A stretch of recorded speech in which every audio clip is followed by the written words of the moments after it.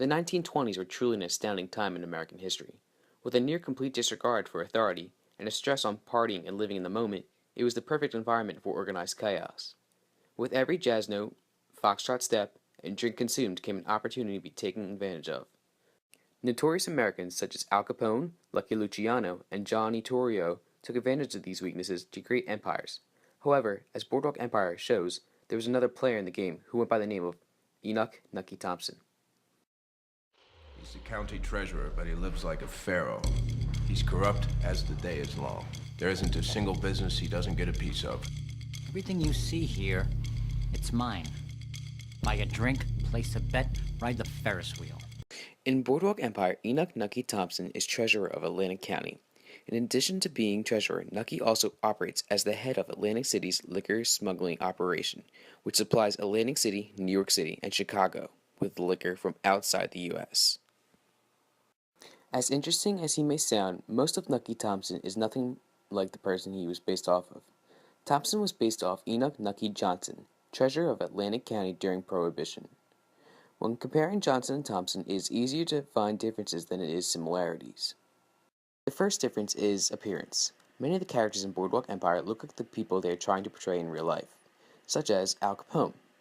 This is not the case for Nucky. Steve Buscemi, who plays Nucky, is small, frail, and has a somewhat high-pitched voice. In contrast, the real Nucky Johnson was a huge, physical fit man who could command respect. In addition to appearance is the drastic variations in their jobs. While it is true that both were county treasurers during Prohibition, Nucky Johnson was much more innocent than Thompson. Johnson mainly was a politician who occasionally made shady deals in the gambling business. In contrast, Thompson is presented as a corrupt political typhoon who has his hands deeply involved in the country's illegal affairs. The following clip is from Season 1 where Nucky is talking to Arnold Rothstein about a lost transaction of alcohol. Arnold Rothstein. What a pleasant surprise. Yeah, I'm sure. So, the reason I've been calling, the delivery I arranged, I never received it. You don't say. Truck ran out of petrol, who knows? We'll chalk it up to a misunderstanding. Chalk it up however you'd like. Fine. Then 100 grand should cover it. Excuse me? You owe me $100,000, Mr. Thompson. It's bad enough you sold my load to Chicago. My sister-in-law's nephew was one of those drivers.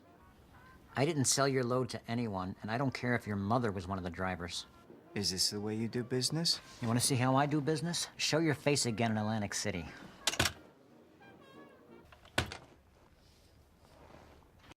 Another major difference between the two is Nucky's ruthlessness in the show. In Season 1 of the show, Nucky orders a man by the name of Mr. Hans Schroeder to death after he beats his wife in a drunken rage. In Season 2, Nucky personally executes Jimmy Darmody, a longtime friend who also threatened Nucky's business. In real life, there is no evidence that indicates Nucky Johnson had anything to do with any murder. Finally, the last major difference between the two was how they passed away. Nucky Johnson passed away on December 9, 1968 of natural causes. His counterpart, on the other hand, had a more complex death. Because natural causes would make for bad ratings, the writers chose to bring Nucky's story full circle. Nucky's years of misdemeanors and wrongdoings eventually caught up to him, and on the series finale, Tommy, the son of Jimmy Darmody, executes Nucky in front of a large crowd of Boardwalk. In conclusion, after reading Nelson Johnson's book, which inspired the show, and watching the show, I feel as if I have a better understanding of life in the 1920s. Nucky Thompson's world is a must-read and see. The inaccuracies I have discussed throughout this video should not turn anyone away from wanting to read or see the show.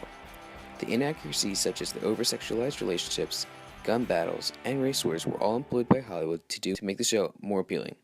Other than the inaccuracies I pointed out, the show is spot on in terms